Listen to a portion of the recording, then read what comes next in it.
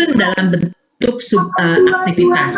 Nah, untuk masing-masing subaktivitas ini silahkan berikan narasi untuk memandu bagaimana subaktivitas bisa dijalankan. Jadi bukan hanya judul-judul subaktivitas, tetapi uraian bagaimana sebetulnya Bapak Ibu akan melaksanakan aktivitas ini. Jadi ini prodi, kemudian digit 1 prodi, digit 2-nya menunjukkan aktivitas, tadi prodinya A, digit 2-nya ini aktivitasnya, digit ketiganya di sini menunjukkan aktivitas, dan ini nanti harus konsisten dengan pada anggaran ya, kode subaktivitas ini pada Excel anggaran. Nah, kemudian mitra, ya mitra ini jika ada, dan tetapi tentu saja kalau kegiatan-kegiatannya ini MBKM harusnya ada mitra. Nah, mitra ini juga harus secara spesifik perannya diidentifikasi dan dikaitkan dengan subaktivitas apa. Nah, jadi mitra itu tentu adalah mitra yang di luar institusi, bukan supplier, bukan rekanan untuk pengadaan, tetapi adalah institusi untuk mendukung pelaksanaan MBKM atau pelaksanaan aktivitas yang diusulkan, jadi sebagai narasumber atau yang dalam bentuk kontribusi lainnya. Jadi ini harus secara spesifik. Lalu kemudian sumber daya yang diperlukan ya untuk di sini untuk tahun 2024. Nah, ini ada kode subaktivitas, lalu subaktivitasnya apa, komponen biaya yang diperlukan. Di sini ini harus mengacu pada komponen biaya pada bab 4. Nah, kode aktivitas ini juga harus konsisten. Nah, di sini ini boleh ada dana dari selain dari PKKM, juga ada dana dari perguruan tinggi dan ada dana dari mitra. Nah, dana dari mitra ini bisa berupa uang tunai atau in kind yang divaluasi dalam rupiah. Nah, tentu saja ini dalam menghitung dana dari mitra ya Bapak Ibu mestinya juga harus berdasarkan pada memang apa yang akan dikontribusikan dari mitra. Misalnya Bapak Ibu ini karena sudah sedang tahun berjalan, sudah ada kerjasama dengan mitra A dan nantinya juga akan digunakan juga kerjasama itu, dan mitra A ini selalu misalnya memberikan penginapan kepada mahasiswa. Nah, itu bisa divaluasi dalam rupiah ya, dihitung di sini adalah in kind yang kemudian diberikan dalam bentuk rupiah. Nah, atau divaluasi dalam bentuk rupiah. Nah, lalu kemudian berikutnya adalah indikator kinerja. Ya, indikator kinerja ini untuk tahun 2024 dengan baseline di sini tahun 2022. Jadi baseline tahun 2022, lalu apa yang dicapai pada tahun 2023, lalu kemudian target tahun 2024. Ya, nah ini. Jadi dari sini akan terlihat perkembangannya dari baseline yang dulu pada saat proposal, kemudian capaian tahun 2023, kemudian target tahun 2023 ya apa yang akan dicapai. Nah, untuk indikator kinerja ini Bapak Ibu bisa menambahkan indikator kinerja tambahan yang relevan, karena misalnya kalau untuk ke IKU kan loncatnya terlalu jauh, bahkan di sini di indikator kinerja inilah Bapak Ibu untuk masing-masing aktivitas ini harus menyampaikan indikator kinerja tambahan yang relevan dengan aktivitas yang akan dilaksanakan. Lalu tadi jadwal pelaksanaan Bapak Ibu sekalian, nah ini nanti tadi seperti Pak Direktur sampaikan, jadi pelaksanaan ini mungkin baru hanya untuk 5 bulan. Nah, jadi kalau dananya baru cair misalnya atau kontraknya bulan Juli, ya kita ini mulainya bulan Agustus, bahkan mungkin tidak 5 bulan penuh, karena kegiatan itu harus selesai pada pertengahan Desember ya, ke pelaporan keuangan juga harus sudah selesai pada pertengahan Desember, jadi hanya punya waktu 4,5 bulan ya. Nah, tentu kan kegiatan ini baru boleh dibayarkan ya untuk kegiatan yang dilakukan setelah kontrak, setelah dananya cair ya. Jadi ini tadi sesuai dengan disampaikan oleh Pak Direktur, kegiatannya hanya 5 bulan.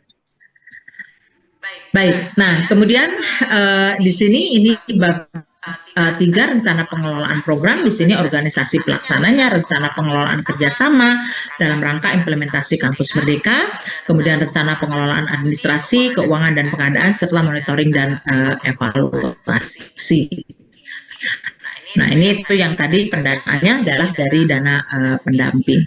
Nah, Bapak Ibu sekalian, nah di sini adalah untuk usulan anggaran, ini bab 4 ya, ini usulan anggaran di tingkat perguruan tinggi ya, ini karena kebetulan yang dipanggil satu prodi satu perguruan tinggi jadi lebih mudah. Tetapi kalau nantinya lebih dari satu prodi, maka rekapitulasi anggaran perguruan tinggi ini merupakan rekapitulasi gabungan antar berbagai prodi ya. Jadi dan ini juga dilengkapi dengan rincian usulan anggaran untuk masing-masing program studi dan ISS MBKM kalau lebih dari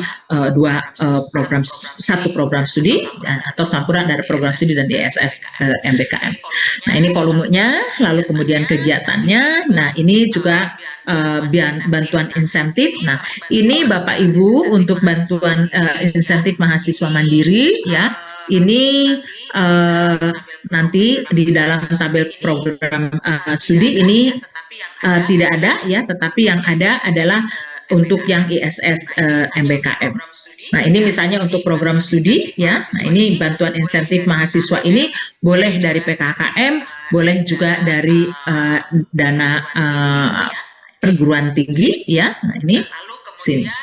Nah, lalu kemudian di sini untuk ISS MBKM. Nah, untuk ISS MBKM memang di sini ada bantuan insentif MBKM mandiri yang dananya keseluruhannya dari perguruan tinggi pendamping. Nah, sementara di sini di dalam di prodi ya, ini juga untuk biaya insentif mahasiswa boleh menggunakan 3 sumber dana dari PKKM, dari PT dan juga dari mitra. Hanya untuk ISS MBKM ini bantuan insentif MBKM mandiri yang bersumber dari PT dan mitra ini dipisahkan ini dalam row yang terpisah. Nah, ini adalah lampiran data pendukung ya. Tadi indikator kinerja tambahan harus ada dalam lampiran, kemudian tabel rincian anggaran, kerangka acuan kerja untuk setiap komponen biaya non peralatan. Lalu ini juga surat-surat pernyataan ya, Bapak Ibu semua ini bisa melihat ada di dalam panduan. Nah, lalu untuk tadi kerangka acuan kerja untuk setiap komponen biaya selain peralatan ya. Nah, ini karena peralatan sudah ada spesifikasi peralatan ya, tapi untuk biaya-biaya yang lain, nah spesifikasinya dituangkan di dalam format kerangka acuan kerja.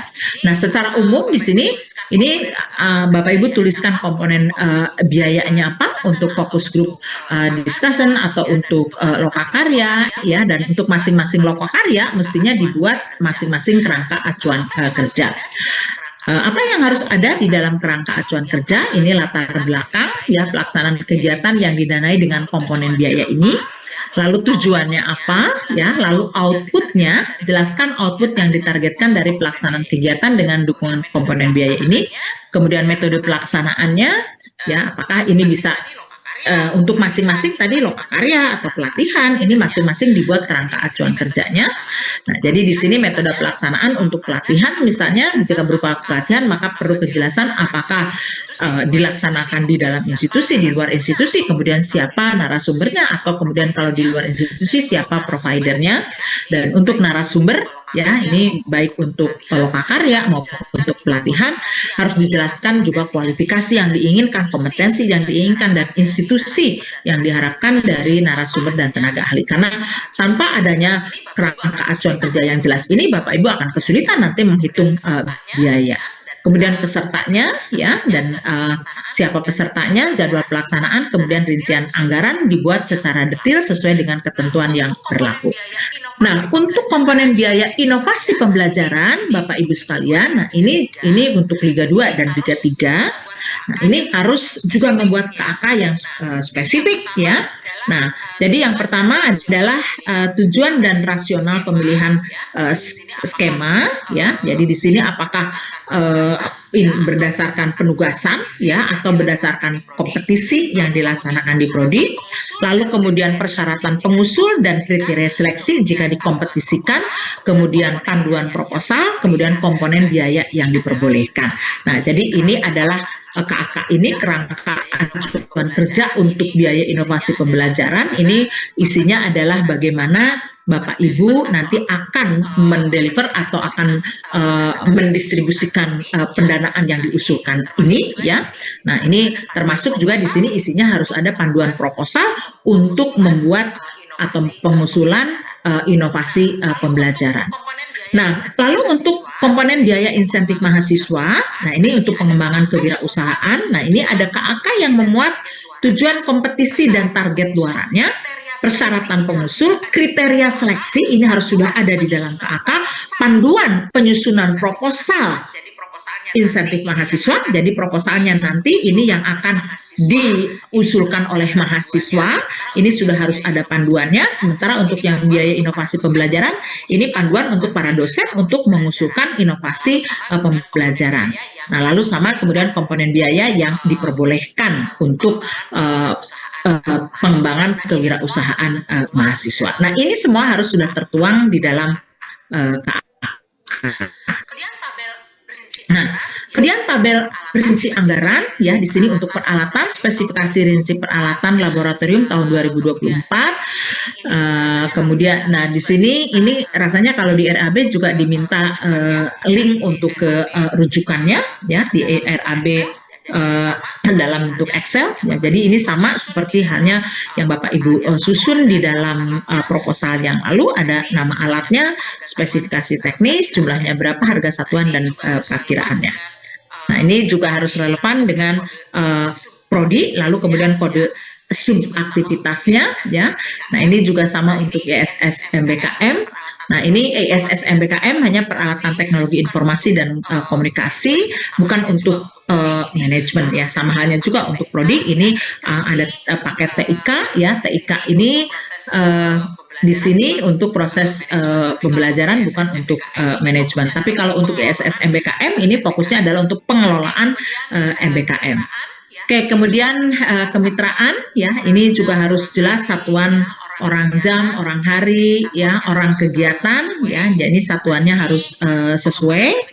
Nah, ini pengembangan kemitraan ini juga harus ada kerangka acuan kerjanya, kerangka acuan kerja, dan ini berapa jumlahnya, judul kegiatannya apa, lokasinya apa, luarannya juga harus jelas ya. Luarannya bukan hanya sekedar berkunjung, tetapi ada PKS, komponen biayanya apa, harga satuannya apa, volumenya berapa, satuannya bagaimana. Nah, seluruh satuan biaya PKKM ini mengikuti ketentuan dalam peraturan Menteri Keuangan ya PMK nomor 49 tahun 2023 tentang SBM tahun anggaran 2024, dan Bapak Ibu juga bisa melihat di lampiran 5 dari panduan penyusunan RIP. Baik, demikian yang bisa saya sampaikan. Terima kasih. Wabillahi taufiq wal hidayah. Assalamualaikum warahmatullahi wabarakatuh. Saya kembalikan kepada Bu Riri. Terima kasih banyak Ibu Lilis atas pemaparannya, sangat jelas sekali terkait dengan panduan penyusunan RIP tahun kedua tahun 2024. Semoga Bapak Ibu tim Task Force lebih tercerahkan dalam penyusunan RIP sesuai dengan panduan yang ada. Baik Bapak Ibu sekalian yang saya hormati, kita beranjak ke pemaparan berikutnya, yaitu pemaparan mengenai komponen biaya dan verifikasi kelayakan yang akan dipaparkan oleh Bapak Bagio Mulyadi Harjo